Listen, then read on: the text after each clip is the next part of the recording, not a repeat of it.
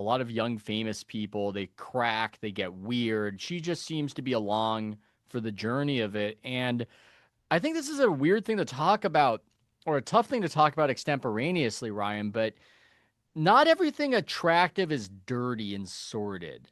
And I think people are attracted to a form of attractiveness that's not like that. And I think sometimes in women's sports, what people like and gravitate to or have gravitated to, it's healthy, seemingly well adjusted people who are attractive, they're athletes, who are achieving. And I think that that's just a vibe that people enjoy.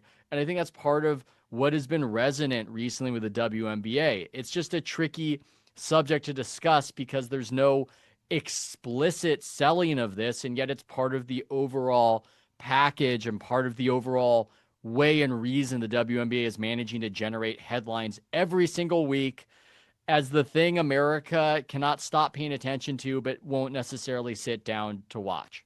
And is it the green dodo thing, even this like as like annoyed as the stakeholders are by it, and yeah, I know Sophie Cunningham had kind of laughed it off a bit, but we had seen some like serious responses from Cheryl Reeve, the coach of the Minnesota Lynx, and just like the idea of players being exasperated by the play stoppages and the potential danger and how much attention this is Yeah.